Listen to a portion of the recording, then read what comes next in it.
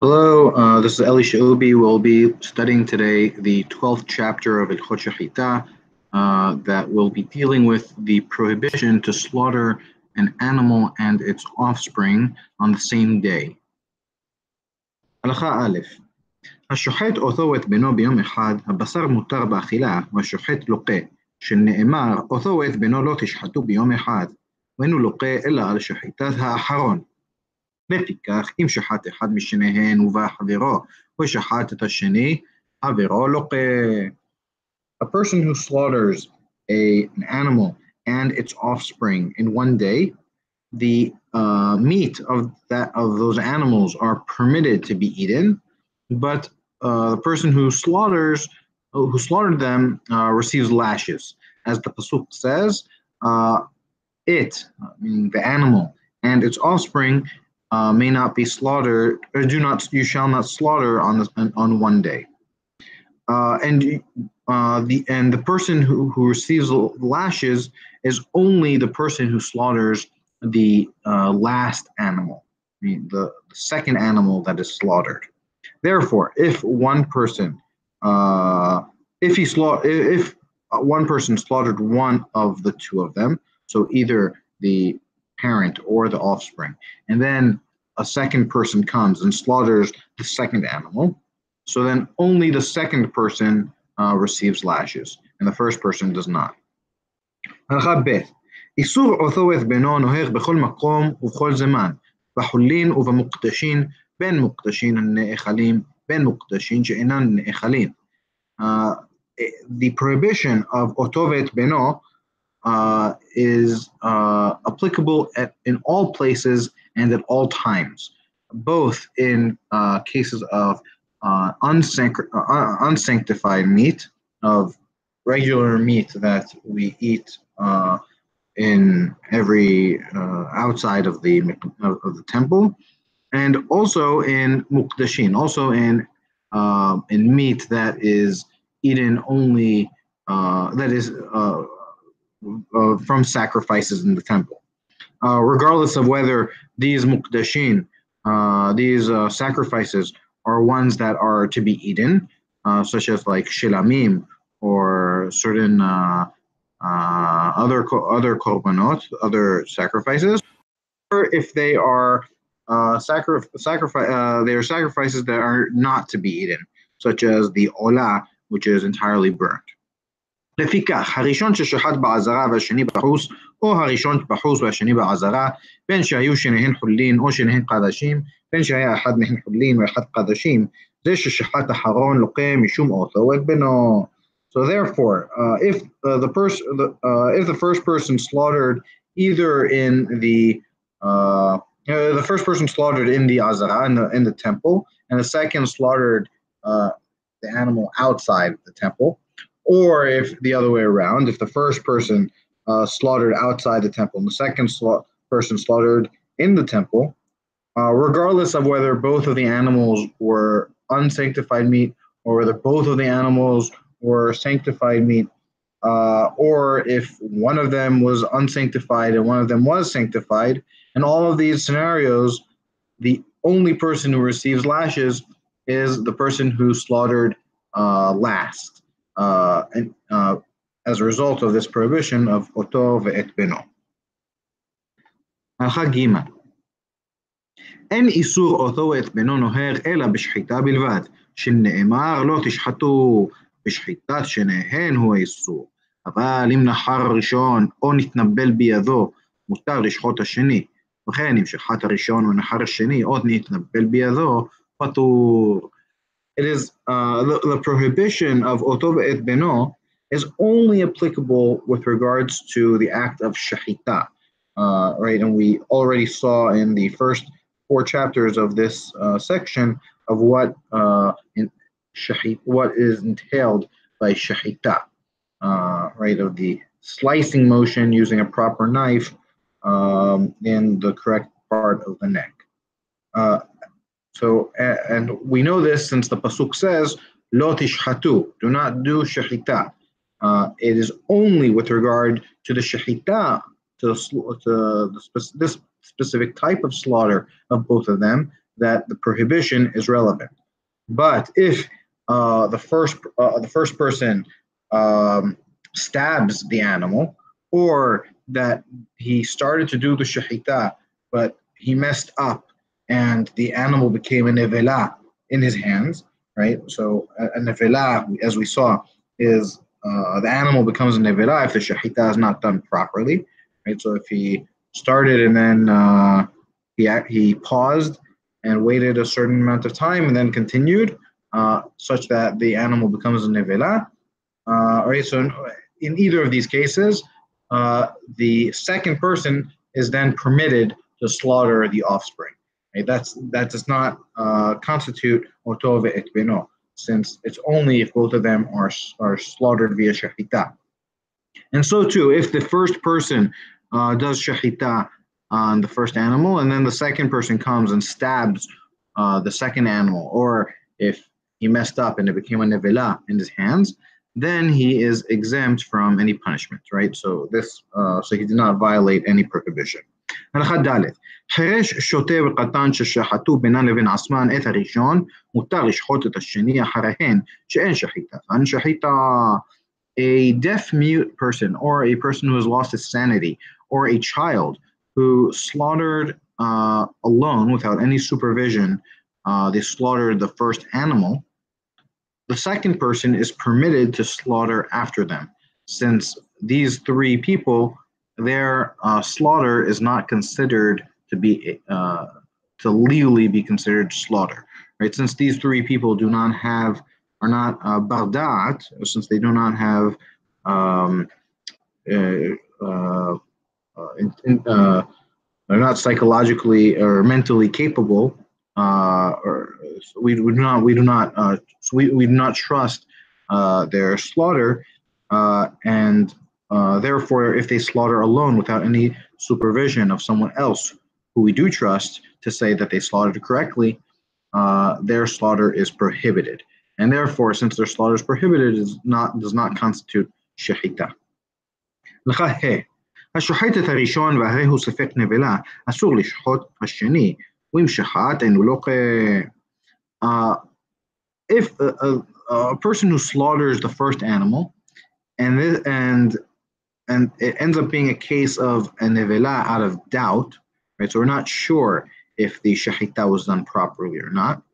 In this case, the second person may not slaughter the second animal.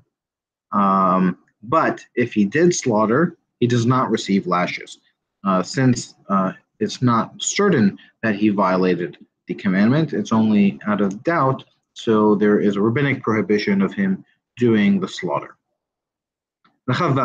שחיטה שאינה ראויה לאכילה, שמה שחיטה. לפיכך, ראשון ששחט חולין בעזרה, או טרפה, או שור הנסקל, או עגלה ערופה, ופרה אדומה, או ששחט לה עבודה זרה, ובא האחרון ושחט את השני, הרי זה לא a shehita that does not render the animal fit to be eaten is still considered a shehita, legally speaking. Therefore, if a first person comes and slaughters an unsanctified animal in the temple, right, which we saw is a rabbinic prohibition, or if he slaughters a terefa, an animal that has one of these sicknesses that makes it prohibited, or if he slaughters an ox that needs to be stoned, right, such as right, there are various scenarios that an ox receives a death penalty, such as if the ox killed a human, so then that ox is to be put to death, and so too in some other cases. Or if it was an agla arufa, which is a case of when there is a murder and it is not known who the murderer is. So the Bet Din slaughters a calf in the city closest to the place of the where the person was murdered was, and this is a type of ceremony that they conduct. And so to a para aduma, a red heifer, a red cow that is also used for purifying from tumat met, from impurity of coming into contact with a deceased person, or if the person slaughtered for idol worship, right? So in all these cases that I just mentioned, in all these cases, the meat that is slaughtered is prohibited to be eaten. And many of them it is also prohibited to benefit from them, right? But they are prohibited to be eaten. But nevertheless, they are still considered to be legally a shehita, since they are not considered to be nevelot, right? The prohibition for them to be eaten is for other reasons and not because they are a nevela. So if the first person did any of these, and then the second person comes and slaughters the second animal, then the second person then receives lashes. And so too, if it's the other way around, if the first person slaughters the first animal, and then the second person comes and slaughters the second animal, which and these are one of the cases that we saw previously, either unsanctified meat in the temple, or an ox that needs to be stoned, or an egla rufa, or a red cow, then the second person receives lashes. Note, however, in this last halakha, he does not mention sheshahat la'avodah zarah, the person who slaughters to idol worship, which was mentioned in the previous case, and now Rabbeinu will explain why in halakha zayin. שחתו לעבודה זרה פטור משום אותו ואת בנו, שהרי נתחייב מנפשו, ואם התרו בו משום אותו ואת בנו, ולא התרו בו משום עבודה זרה, לא If the second person, however, slaughtered the animal for idol worship, then he is exempt from oto ve'et beno, since he already receives a death penalty for doing idol worship. And we do not give both a death penalty and lashes as a result of one action, right? If the person does an act that results in two punishments, one that is more severe and one that is lighter, so we do not give him both punishments, rather we just give him the more severe punishment. But if he received warning from the witnesses regarding otovet beno, but they did not warn him regarding avodah zarah, so then, since he did not receive warning, he does not receive a death penalty, and since he does not receive the death penalty, he does receive the lashes. הלכה ח' אין איסור אותו את בנו נוהר אלא בבהמה טהורה בלבד, שנאמר ושור עושה אותו את בנו לא תשחטו ביום אחד. The prohibition of אותו את בנו only applies to a pure domesticated animal. Since the pasuk says an ox or a sheep, it and its offspring you shall not slaughter on one day. Right, so it does not then. So it is applicable only to a pure domesticated animal. It is not relevant neither to an impure domesticated animal or to a pure undomesticated animal.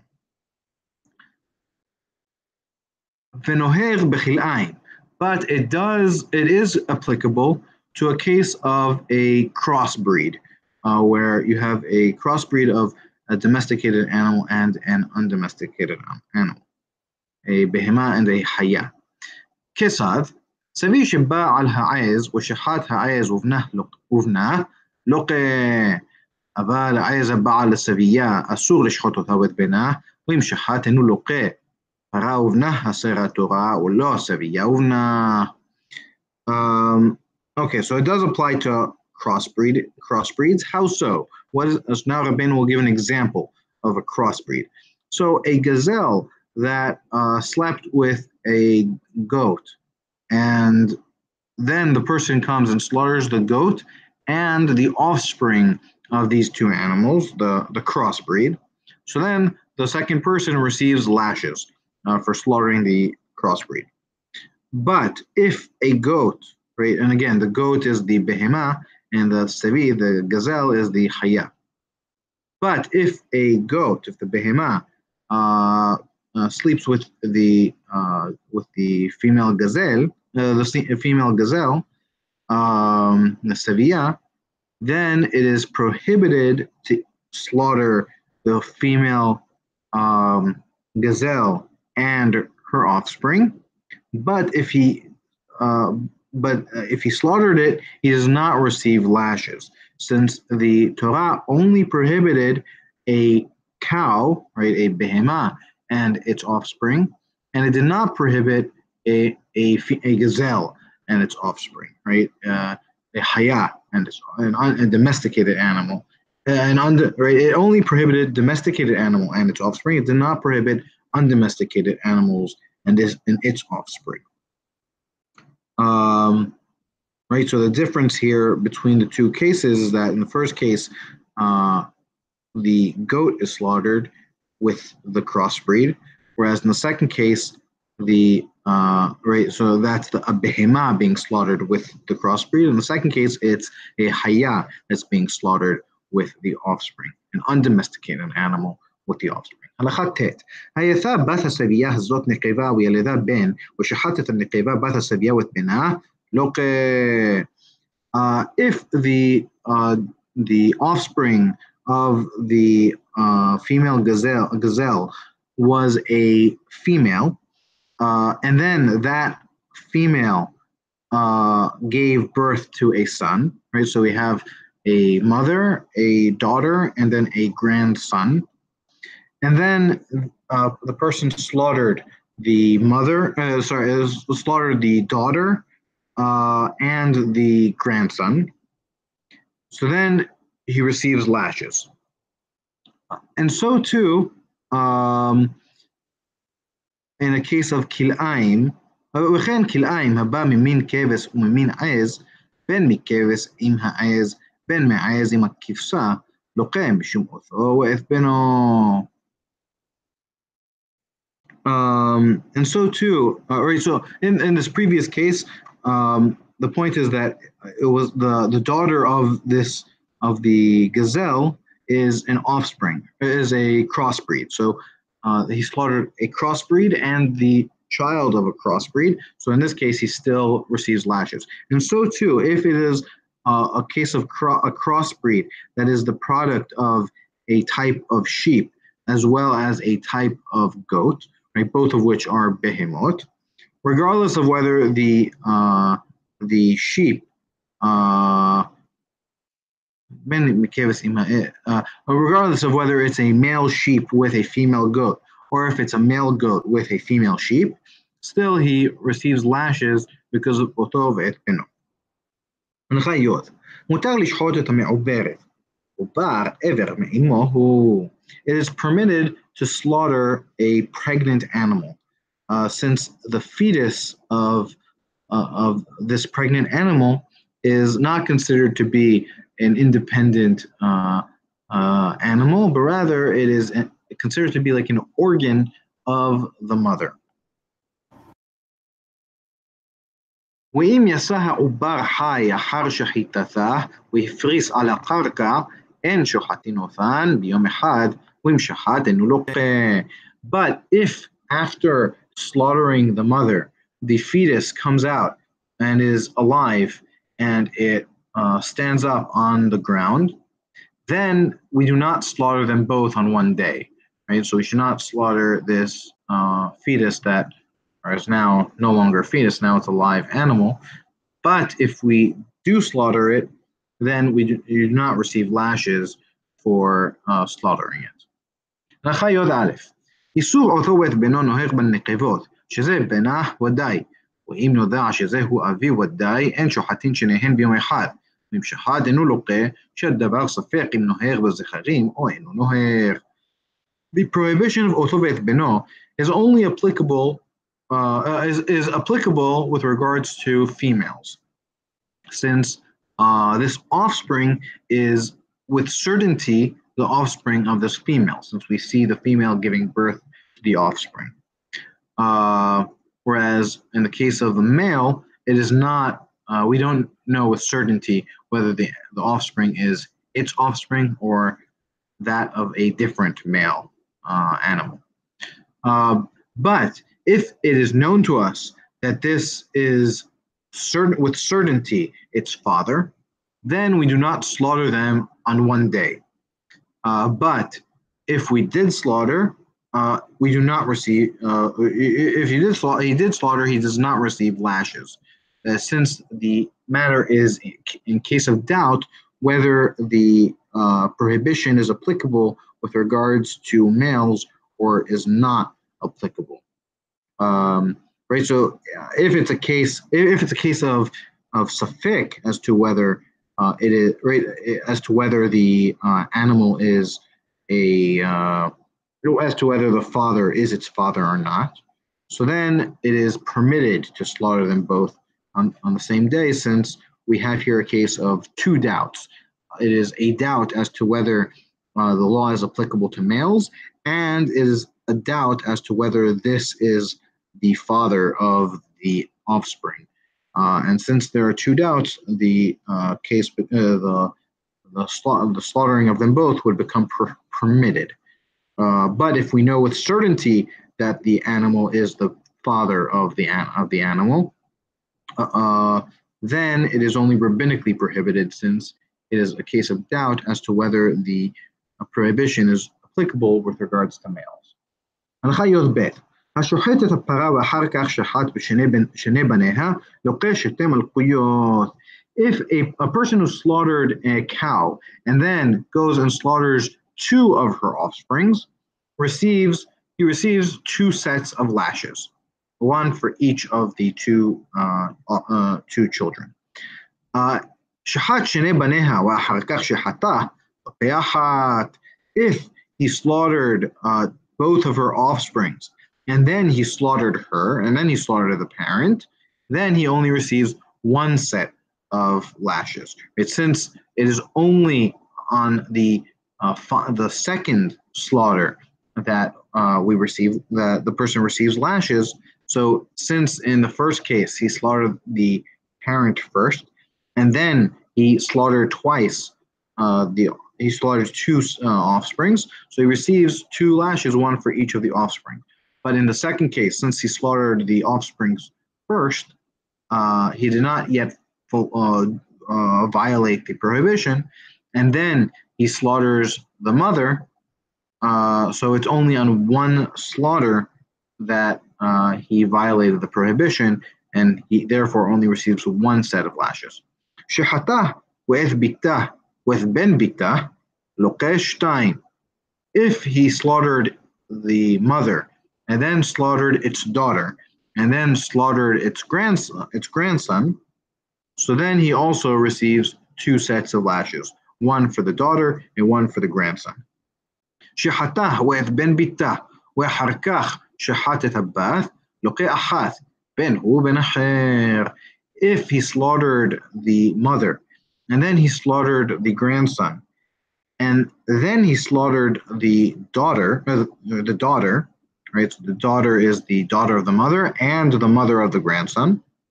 So here also he only receives one set of lashes, since it's only one act for which he receives the lashes, regardless of whether he slaughtered the other ones or someone else slaughtered the other ones. הלכה י"ג שניים שלקחו שתי בהמות, זה האם וזה הבת, ובאו לדין. זה שלקח הראשון ישחוט הראשון והשני ימתין למחר, ואם קדם השני ושחט זכה וימתין הראשון עד למחר. Two people who purchased two animals, one of whom purchased the mother and the other of whom purchased the daughter, and then and they both want to slaughter this animal on the same day. So they come to court they come to ask who has the right to slaughter first, to slaughter on that day. So the law is that the person who purchased first is the one who may slaughter first. Right? Whoever was the first one to purchase them, he slaughters first. And the person who purchased second, he has to wait until another day to slaughter his animal. But if the person who purchased second, he went and slaughtered the animal anyway, right, and he slaughtered it first, then he merited to, or he got it, right? He got to slaughter the animal, and the second and the first person, the person who purchased first, he has to wait until tomorrow.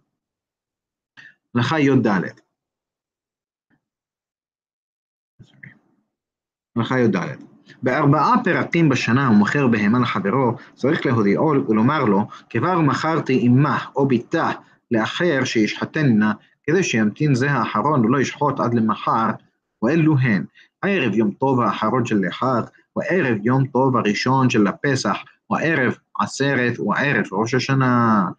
There are 4 times in the year that a person who sells an animal to a friend of his or to someone else has to inform him and say to him that I have already sold its mother, or I've already sold its daughter to someone else who will slaughter that one. So that he knows to wait, so that this second person who's coming to purchase will know to wait and not slaughter the animal until the next day. And these are these 4 times of the year. First is the day before the Yom Tov, the last Yom Tov of Sukkot. So the day before Shemini Aseret. The second day, the second time that that the person needs to inform is on the day before the first night of Pesach. The third period is on the day before Shavuot, and the last time is on the day before Rosh Hashanah. And these 4 holidays, or the days right before the holidays, are days where it is common that a person will want to slaughter an animal so that the family will have ready meat for that evening for the holiday.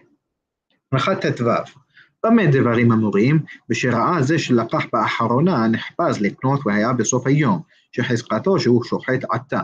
אבל אם היה רווח ביום, אינו צריך להודיעו שמא לא ישחוט אלא למחר. So in what case are we talking about that that the seller needs to pass on this information? This is only regarding a case where he sees this second person who's coming to purchase that he is in a hurry to purchase, and it's near the end of the day. Since here there is a presumption that he's going to slaughter the animal right now. But if there was still a lot of time in the day, then he does not need to inform the person, since it's possible that he's not going to slaughter it today, but rather he's going to hold off till another day. Because usually, if he's going to slaughter it right now, he's going to go to the seller, he'll purchase it and slaughter it right there and then. הלכה ט"ז. והמוכר את האם לחתן ואת הבת לכלה, צריך להודיעו שוודאי ביום אחד שוחטין, וכן כל כיוצא בזה.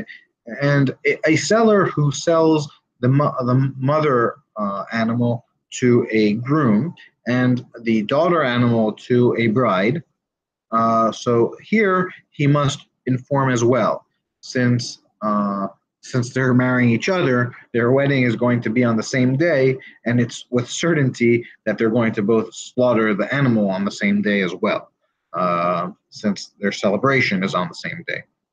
And so too, and so too, in any other case that is similar to this, where it's certain that they're going to slaughter on the same day, the seller must inform in advance. הלכה י"ז. יום אחד האמור באותו ואת בנו, היום הולך אחר הלילה. So in the verse where it says on one day, so this notion of day that is mentioned in the prohibition of אותו ואת בנו, the day comes after the night, meaning so we're not looking at one day from the morning until the night, but rather the day begins at nighttime and ends at the end of the daytime. Right, like the way that we judge on Shabbat, the same way that we do Shabbat. Kisad, how so? Now Rabbeinu will give a few examples of what he means. הרי ששחט הראשון בתחילת ליל רביעי לא ישחט השני עד תחילת ליל חמישי.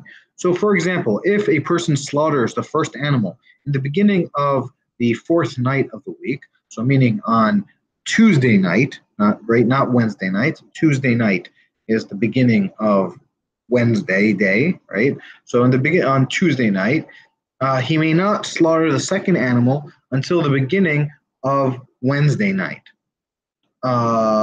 Right, on the beginning of the night of the fifth day. וכן, אם שחט הראשון בסוף יום הרביעי, קודם בין השמשות, שוחט השני בתחילת ליל חמישי. And so too, if the person slaughters the first animal at the end of the fourth day, at the end of Wednesday, before sunset, right, before the period of Ben HaShemashot, then he may slaughter the second animal at the beginning of the night of the fifth day, meaning at the beginning of Wednesday night, right? So even if only 1 hour passed, he may still slaughter them both. שחט ראשון בין השמשות של ליל חמישי, לא ישחט השני עד ליל שישי, ואם שחט ביום חמישי, אינו לוקה. If he slaughtered the first animal during the period of Ben HaShemashot, so after sunset, before Set HaKochavim, or even any time after, even after Set HaKochavim, it doesn't matter, right? Any time after sunset. Here it's referring to only during the Ben HaShemashot period.